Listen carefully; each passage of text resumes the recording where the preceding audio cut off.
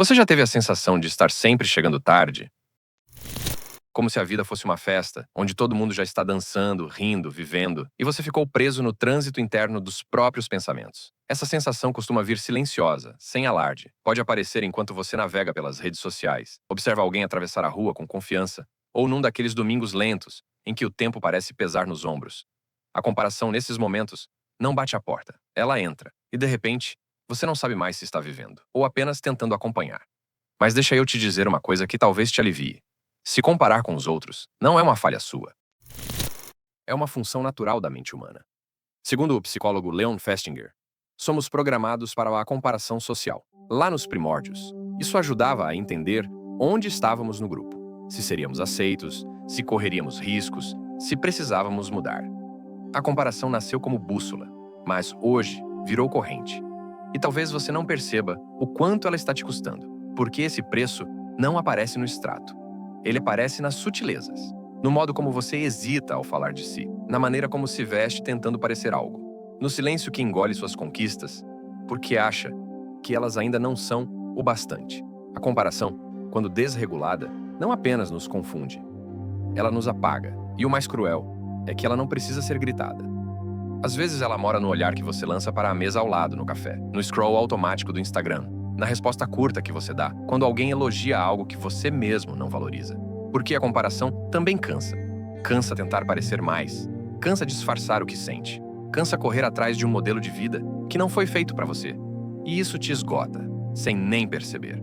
A cada like recebido por outro, o seu cérebro se pergunta: e eu? E assim, você vai vivendo como um reflexo desfocado, sempre olhando para fora, esperando permissão para se sentir inteiro.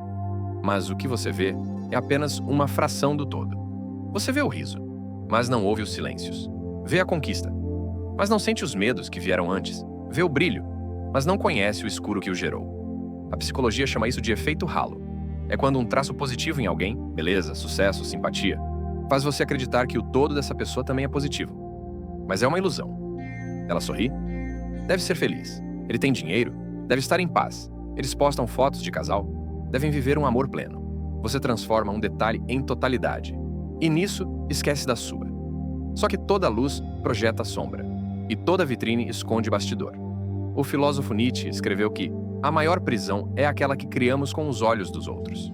E é disso que se trata. Quando você vive em função de se comparar, não está tentando ser você. Está tentando ser o que acha que os outros esperam que você seja. E isso fere. Porque viver como reflexo é viver pela metade. Mas há um paradoxo aqui. A comparação não precisa ser inimiga. Ela pode ser caminho. Existe a comparação que paralisa e a que desperta. A que sufoca e a que inspira. A que julga e a que ensina. Quando você olha para alguém e sente inveja, talvez por trás da inveja exista a admiração não reconhecida. Talvez você esteja enxergando ali uma parte sua que ainda não teve espaço para florescer. É por isso que o convite não é eliminar a comparação, é ressignificá-la. A psicologia fala de dois tipos principais de comparação: ascendente e descendente. Na comparação ascendente, você olha para alguém acima, alguém que te inspira, e pensa: isso é possível para mim também. Na descendente, você olha para baixo e tenta se sentir melhor diminuindo o outro. A primeira constrói. A segunda protege o ego, mas aprisiona a alma. E quando a comparação se torna constante, nasce a famosa síndrome do impostor. Você pode ter estudado, ralado, se esforçado, mas no fundo, sente que está enganando todo mundo, acha que não merece, que é só uma questão de tempo até ser descoberto como farsa. Por quê? Porque está sempre olhando para quem parece mais confiante, mais produtivo, mais eloquente.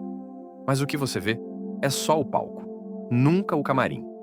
Epicteto, o estoico, dizia: não inveje ninguém. Você não conhece o preço que ele paga pela vida que leva. Essa frase deveria ser lida todos os dias. Porque a comparação que machuca nasce da ilusão de que o outro tem uma vida que você nunca terá. Mas você não sabe quantas vezes essa pessoa chorou em silêncio. Quantas vezes ela quis desistir. Quantas vezes ela também se comparou com outra pessoa. É um ciclo. E como todo ciclo, pode ser interrompido. E aqui entra uma prática poderosa: o espelho invertido. Essa prática não elimina a comparação, mas a transforma. Observe os gatilhos. Quando você se compara, com quem? O que isso diz sobre o que você valoriza e sobre o que ainda está adormecido em você? Dissolva a idealização. Ninguém tem a vida perfeita. Todos têm lutas invisíveis. O que você está projetando no outro pode ser, na verdade, uma parte sua pedindo espaço. Reforce o autoconhecimento. Anote diariamente 3 conquistas ou gestos de presença. Não precisa ser grandioso, basta ser verdadeiro. Essa prática ativa o efeito Galateia. A ideia de que quanto mais você acredita em si, mais começa a agir em direção àquilo que acredita. Não se trata de pensar positivo, mas de reconhecer que você já é, e que o que falta não é valor, é gentileza interna. O mito de Narciso também fala disso. Ele se apaixona pela própria imagem refletida e esquece de beber da fonte. Morre de sede ao lado da água. Talvez a gente esteja fazendo o mesmo. Morrendo de sede tentando alcançar uma imagem perfeita de nós mesmos. Uma imagem montada com os fragmentos da vida dos outros. Mas a verdade? Você não veio ao mundo para ser cópia. Veio para ser presença. E presença não se compara. Ela simplesmente ocupa o espaço que é seu. Nos filmes, isso também aparece. Personagens que tentam se encaixar, que sufocam suas verdades para caber em padrões. E quando finalmente se rebelam, percebem. O que sempre buscavam já estava dentro. Você também tem esse ponto de virada. E ele começa quando você se faz uma pergunta simples. Eu estou me comparando ou estou me abandonando? Porque é isso. Comparar-se é humano, mas deixar que isso defina seu valor é escolha. E talvez seja a hora de escolher diferente. Então, se quiser experimentar algo novo, tenta isso. Durante 7 dias, observe suas comparações. Não como crítica, mas como um mapa. E no fim de cada dia, anote um momento em que você foi inteiro. Um momento em que disse não com coragem. Ou disse sim com o coração. Ou simplesmente respirou fundo. E não fugiu de si. Você não precisa provar nada.